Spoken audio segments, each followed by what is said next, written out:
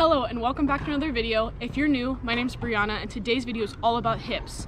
The hips are the engine to athletic performance. Sprinting, throwing, jumping, these are all things that are dependent on powerful and mobile hips. If you have tightness or weakness in your hips, you're likely to have lower body injuries be more of an issue. And I can speak to that personally. I actually recently had an MCL sprain and my physical therapist told me that was likely due to the tightness that was in my IT band in my hips. So today's video is 5 exercises that will promote mobility and explosiveness in your hips. So let's jump right in. So the first exercise, you're gonna need a dumbbell or kettlebell or some heavy weight, and then a high ledge. This is probably a little too high, you'll see. You want one that's like the size of a bench at the gym. So I'm gonna stand with my foot up top facing forward, my other foot facing out, and I'm just doing a rotational step up. This is a great variation on a step up that's really going to activate your abductors.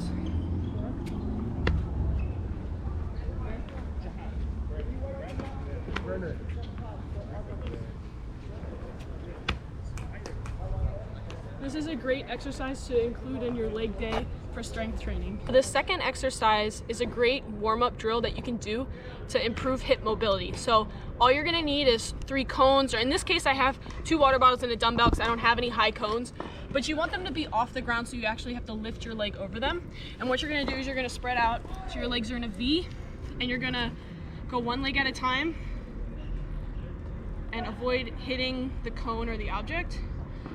And you're gonna go back and forth, and you'll really feel this stretch in your hip flexors and your IT band.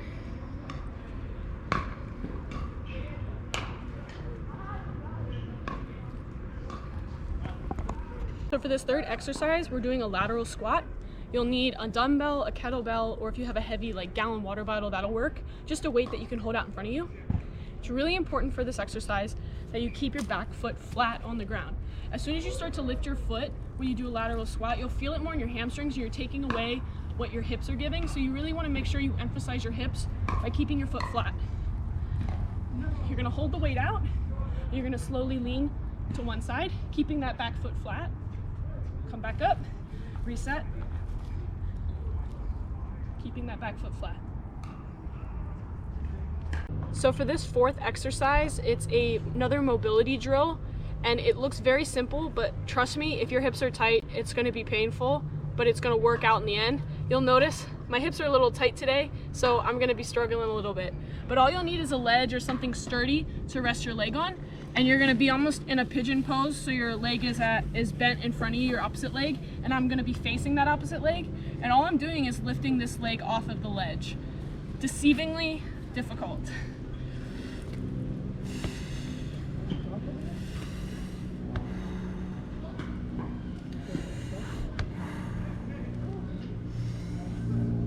Yeah, deceivingly hard, but it's really great for loosening tight hips and hip mobility. So the last drill is a great warm-up before a workout or a tournament. I usually do 30-second intervals with a little break in between and to get my hips warmed up. All you're gonna need is a mini band around your feet. This is a high resistance, but whatever level you're on, that's what you should use. And I'm just gonna be doing high knees. And this is extra beneficial to regular high knees because you have the added resistance on your feet. So just demonstrate real quick.